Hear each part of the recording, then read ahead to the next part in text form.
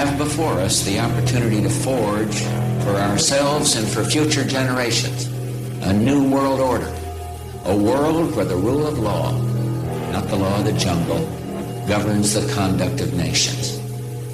When we are successful, and we will be. But as I constantly remind Canadians, there isn't really a Canadian economy anymore. It is a global economy. I know some people don't like it. It's a loss of national sovereignty, but it is a simple reality.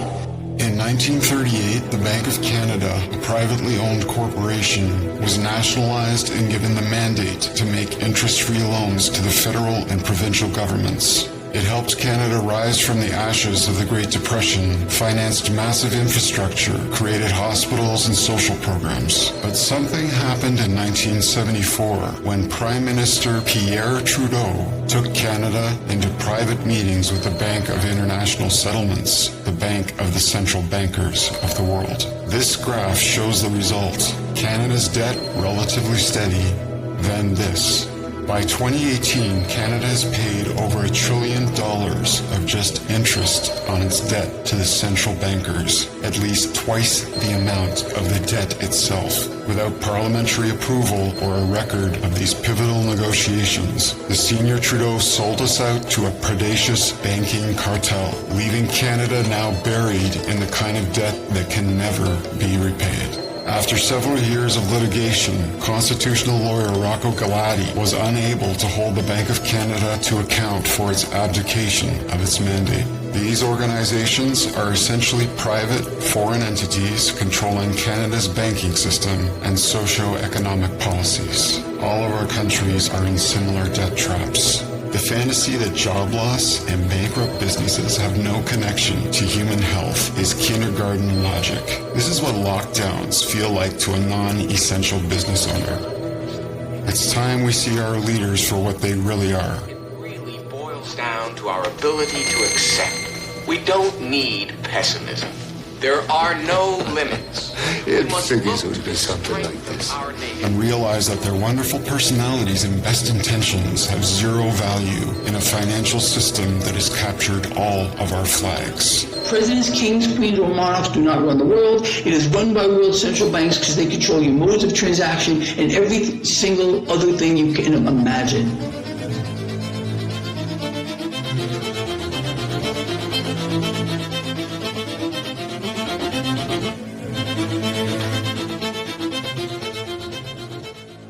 Catherine Austin Fitts, investment banker and former Assistant Secretary of Housing and Urban Development under George H.W. Bush, burst onto the COVID scene in 2020 in an interview with James Henry's Planet Lockdown. She told us essentially that Klaus Schwab's Great Reset is just the coffee table cover story for what should really be called the Going Direct Reset. On August 22, 2019, in Jackson Hole, Wyoming, months before the pandemic declaration, investment behemoth BlackRock, at an annual gathering of central bankers, presented a strategy for facing the next financial downturn called Going Direct. With the help of John Titus, the Catherine Austin Fitts Salary Report has released a breakdown of what going direct actually means. Translated from the smokescreen and gobbledygook of financial speak, going direct meant that the central bankers were about to, 1, engineer a financial worldwide takedown of our Main Street economies by imposing central bank control of not only the worldwide economy, but of our governments and their fiscal policies, while putting trillions of dollars into the hands of Wall Street, so that Wall Street could then turn around and buy up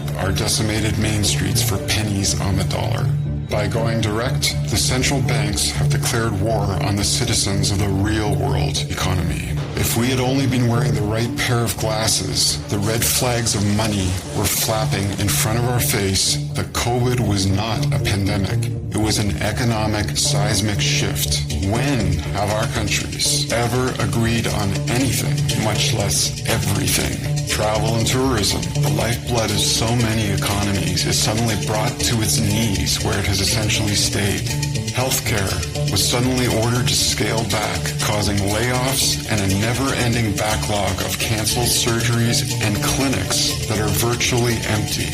March 4th, when the WHO, in typical non-committal fashion, planted a seed in the minds of millions that cash might be a viral threat. And of course, the biggest red flag of all, the worldwide shutdown, reshutting and shutting down again of local businesses, while top stock market box chains remained open indefinitely. The fiscal policy called non-essential enabled companies like Costco, Walmart, and Amazon, which live on the stock exchange, to steal the market share away from our independent economies. In 2015, that was when I learned how money is created, and I just could not believe it. I thought, like everybody else, that money was something that our national banks were creating, and that it's privately owned, privately controlled. And that was a huge shock for me in 2015. The central banks are the mafia of our planet. The Bank of England, the model on which central banks are based, sits in the middle of Greater London on a square-mile patch of land called the City of London. But the City of London is a corporation with its own government and its own independent police force. And the Bank of England itself is a corporation. The Great Federal Reserve in New York City is federal nothing. It is also a corporation with shareholders. In 1913, President Woodrow Wilson signed a bill giving the Federal Reserve Corporation unprecedented power over the U.S. government and the world. And bank loans? If you think your commercial banks are risking their assets when they take a chance on you by granting you a loan, think again. Once a bank approves your loan, in this case, say $100,000, it adds a matching $100,000 to the asset column of its own balance sheet. Instantly, it has just increased its own assets by loaning you money, and you will then spend years slowly adding yet another $100,000 to the bank as you work to pay back the loan plus interest.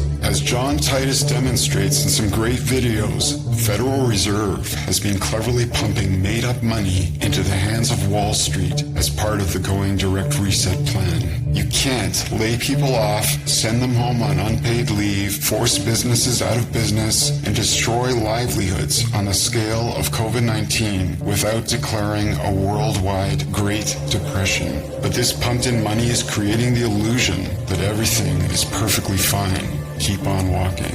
The Going Direct Reset is about moving all of us onto a central bank digital currency, which will give the mafia unprecedented direct control over our society, your money, and you. I would describe this as a slavery system. The CBDCs are a major column in a series of columns being kept separate via the mainstream media's COVID-19 false narrative. The COVID injections are obfuscated from having any connection to 5G and the building of a digital smart grid that cannot exist without 5G. The banks and smart grid are clouded from having any connection to the health passports or to the eventual CBDCs. As Catherine Austin Fitts explains it, while each of these columns makes its way towards the middle, the invisible virus is used to distract the public from noticing any connection between the columns, so that when we finally realize what's actually happening, it's too late. The trap will have already been sprung. Banking, like drug company corruption, the questionable history of vaccines, media deception, the World Health Organization, the UN, national sovereignty, who really rules the planet, it has all been a steep learning curve for many of us who cannot close their eyes once they're open. Blind trust all along has been the mantra of the COVID narrative. I'm not asking what's in the infusion.